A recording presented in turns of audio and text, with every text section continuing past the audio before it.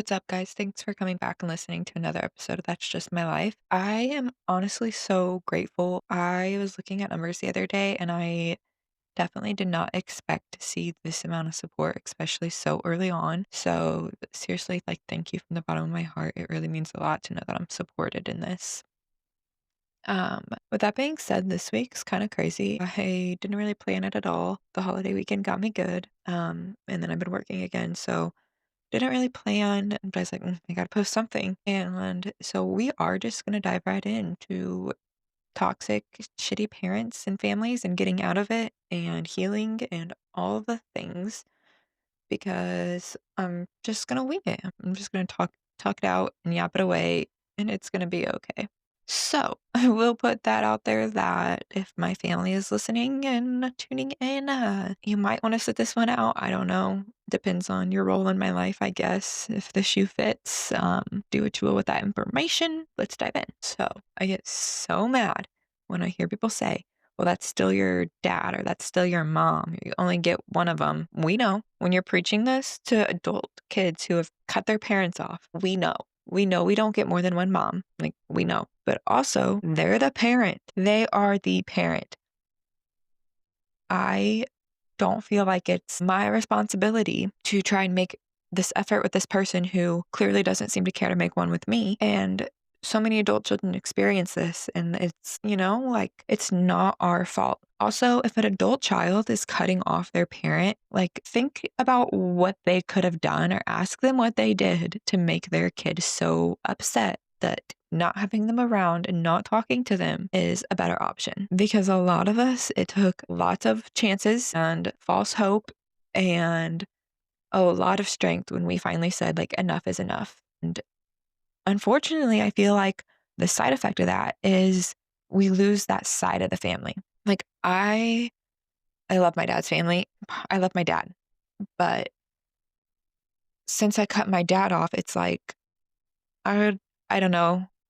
I don't really reach out anymore because it's just awkward. And you're putting them in this position where they have to choose sides. And I don't want them to choose sides. I don't want to break my family apart. I just want to be able to make my own decisions and tell my truth and my story. And that man hurt me. If I don't want him in my life, I don't have to have him in my life, no matter who he is. And so I feel like that just kind of sprinkle effect. I don't talk to him. I don't talk to his family. And it really sucks. And it really puts so many people in an awkward place. And it's always the kid's fault though. When it gets brought up or it's asked about, it's always the kid's fault. And it's so fucked up that it's that way because usually it's something that really got us to finally be like, I don't want you around because that's a hard decision to make. Struggled for so many years trying to have a relationship with my dad and to make our relationship better. And it was just a constant cycle. We hurt each other over and over and over again. And I'm not going to say I'm perfect. I did some shitty shit to my dad, but it's out of spite, And so it's just this petty little cycle game. And then we make up and we're good. And then it just repeats. And it's so toxic. And it was detrimental to me.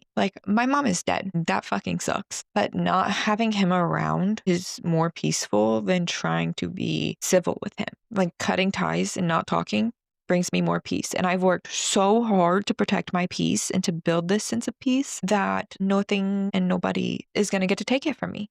I have worked my ass off to come to this place of safety and healing and finding myself. And these petty people from my past are not going to snatch that away. If cutting somebody off brings you more peace than missing them, then that's something that needed to be done. And it might suck. It might really, really, really suck. I still miss my dad and I still miss that family, but I can't risk my peace. I have worked too hard.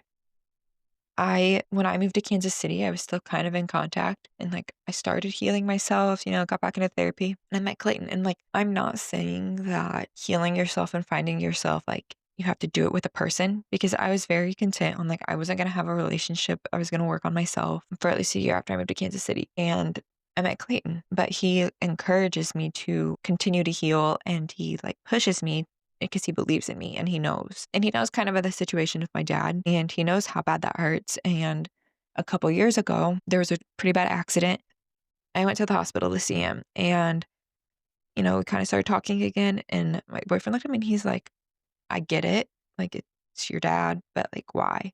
Why do you still care? And I was like talking about it with my therapist, like that next session that I had. And she's like, you care because he's your dad, but also like your boyfriend's right. And then we got to talking about like, I can't speak my truth though. Like, nobody's going to believe me. Like, and it just needs to be kept quiet. And my therapist was like, if somebody is going to believe that you would just choose to make all this up just because, then like there's something wrong with them, because nobody just makes this shit up about a parent, especially. And I was like, you're right. Like, why would I willingly choose to orphan myself over have a relationship with him? Like, he obviously did something very fucked up for me to do that. So it's such a challenge. And it took me so long and a lot of work and a lot of therapy. And it's so hard. It's so hard for a kid to make that decision. It's like, yes, you're an adult making the decision, but also you're still a kid. That is still your inner kid. That is still your family. And you are making a gut-wrenching decision. And I just wish more people would be, more aware of like, stop blaming the kids, ask the parents what they did. These parents that have fucked us over and put us into these cycles that we have to try to break, and these generations and generations of trauma and just fucked up shit that we've had to see, like, ask the parent what they did. And I just hate it because they always get like, oh, well, they tried their best. I can tell you right now, my dad did not try his best, and neither did my mom. Like, let's be real. I never talk bad about my mom because addiction is a disease. I miss her every day. But also, like, they have the same issue, like, and they couldn't make that decision. Like, I couldn't be enough for either of them. And so it's so hard for kids to make those decisions. And like, it still just ties me up, because it's the situation I wouldn't wish on my worst enemy, because it's so hurtful. And like, you heal and you get out and you create this beautiful life for yourself. And then you're also like, but who do I tell? Who do I share it with? Because I'm building this beautiful life with Clayton, and we share with his family, we share with our friends, all these exciting steps that are happening. But like, it hurts sometimes when we go tell his parents things, and I'm like, oh, but we can't call my parents and tell them. And I feel like it's even harder when you have a parent who is just choosing to be that toxic and unforgiving and just that blah over being a parent versus like a parent dying. Because like with my mom, I had to grieve her, but she wasn't here. She died. I had to grieve her. That is a normal process. With my dad, it's like I'm grieving somebody that's still alive. I'm grieving a relationship that could still be. And that, I feel like that hurts even more, is like, this man could be a part of my life, but for my best interests, he can't. And he doesn't want to be. Like, from what I gather, like, it's fine. And we do these things when we get older and we realize that we don't want to carry these generations of toxic behavior and horrible things and trauma and all the bad habits. We don't want to carry that into our future, with our future family, with our future children. And like, I get it if our parents came from it, but it's so hard to break. But like, here we are as a generation killing it. We are breaking cycles and generational curses. And they say our generation is whack, but I think we're killing it. And we're just bringing these healthy environments into our lives. And it's so rewarding, but it comes at a price. And I just wish more people recognize that. And with that, like, usually when you tell your truth is when your family ties will be done. I finally spoke my truth after so many years of not saying anything, and was told I was a liar, I was a manipulator, and he would never do such a thing, and I was creating a monster, and all these things. And it was so funny because she ended her message with, but God knows the truth. And I was like, you're right. He sure does. And then I got a new phone number. And it heats me, because like, if you wanted me to talk better about you, then you should have treated me better. I am allowed to tell my truth about what you did to me. Like, this is me. This is my story to tell. And if you wanted a better role in it, then you should have been better. Like, and you're not going to silence me anymore. Like, I'm old enough, I'm grown enough, I'm healed enough that like, it's time. I'm going to share my story, and not to make you look bad, not to, paint you as this horrible person, but because speaking your truth is probably going to help somebody else going through the same thing, who is scared to speak their truth. And if my shitty childhood and shitty situation inspires somebody and helps somebody relate, then like, it was worth it. Like, I always say, like, all this shit I've been through can't be for nothing. I could not have gone through all this bad shit for it to be for nothing. Like there is a purpose, there is a greater purpose, like something has to come from all this. And that's kind of why I started the podcast, because if I can share my voice and I can share my story, then maybe others will be inspired to finally tell their truth and speak their truth and just know that somebody gets it. Because I feel like that's such a hard thing, is like we also feel like nobody gets it. And I feel like that's becoming less and less true. I think, like I said, us as a generation are breaking these cycles and these traumas, and we're so much more aware than our parents were and their parents before them, that we're able to just, you know, and handle it. We just take care of business. And it's just they don't know how to respond to that. And so we're made out to be the villains. And it just really sucks that speaking your truth will probably make you a villain in somebody else's story, but that doesn't mean you don't get to speak your truth. I It wasn't until when I moved to Kansas City, I finally spoke about it, and it was to my aunt, and it was just like a little bit of relief, like I finally wasn't carrying this around all by myself. But then last year, I'd come a really long way in therapy. And so I told my grandparents, I wrote them a letter because I am not it with confrontation. I went to my sister-in-law's wedding with the wrong color nails because I didn't want to correct the nail lady. Like, I am not confrontational. So I wrote a letter. When I moved to Kansas City, I wrote my dad a letter. And I was like, this is XYZ that you've done to me my entire life. And this is how it made me feel. Like, I need an apology. And didn't get the letter, allegedly. Whatever. I'm not here to talk about that. It Sometimes writing is such a better tool of communication. And I know it's like when you text somebody, you don't know their like tone. Texting, not great. But writing a handwritten letter is what I have found to be it. Because you're not going to catch me rolling up to somebody and be like, you did XYZ and this is how it made me feel. You're not going to catch me rolling up to somebody and being like, this is what happened when I was 13. No, absolutely not. So I wrote a letter, and it was like a breath of fresh air.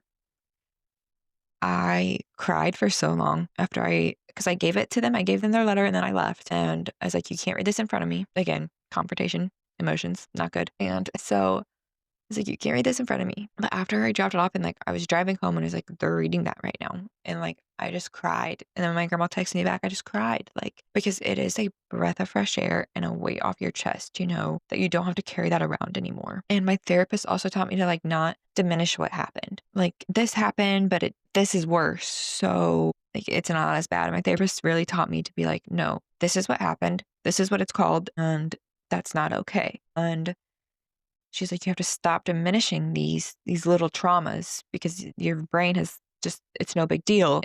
It is a big deal. And I'm allowed to be upset about it.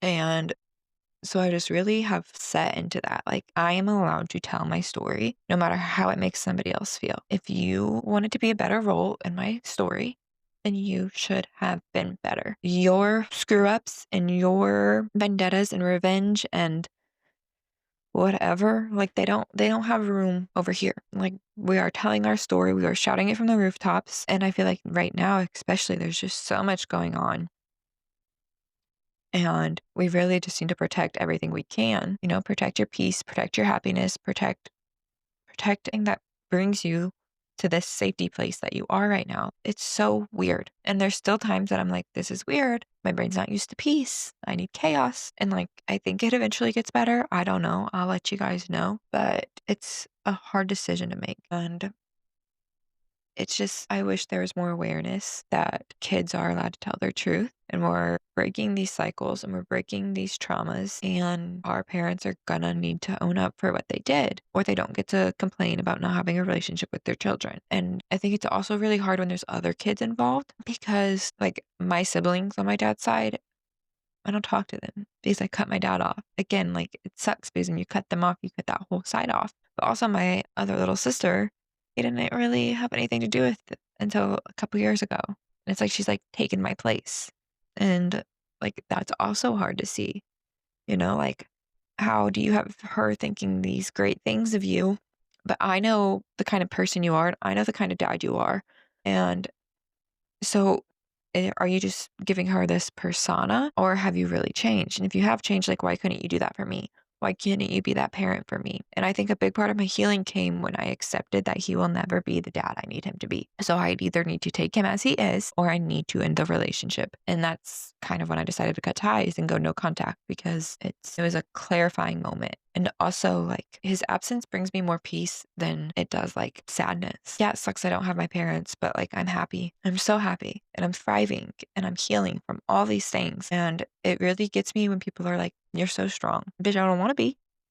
I don't want to be God's strongest soldier anymore. Like, from the time we are born, we are in fight or flight. And you're so mature for your age. You're so wise beyond your years. But people don't stop and be like, but what made them beyond their years? Like, what made them feel this and be this smart and have these awarenesses? Like, I feel like not enough people process when they tell people that like something had to happen. Like, that's not normal. That's just not me. That's not me just being smart. Like, I should not have been that mature and wise at 10 years old. Shouldn't have. And like, it's not a compliment, at least not in my eyes. Like, I didn't have a choice but to be strong. I would like to live, so I don't have a choice.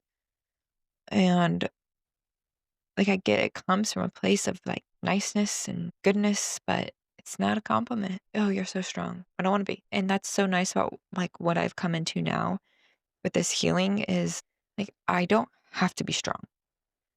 I get to be just a little girl. I'm just a girl. That's what I get to be, because I'm so safe and loved and protected right now that I have learned that it's okay for me to not be in fight or flight, for me to relax, for me to not be on guard. Like, I don't have to be strong. And it's so weird after 22 years of the fight or flight or the trauma and all that. And then coming into this life in Kansas City, it's weird, but it's so worth it. And if you're going through it, or if you're thinking about like, oh, I probably need to go no contact with my family, like, it is scary and it is hard, and it is probably the hardest decision I've ever made, but it is worth it.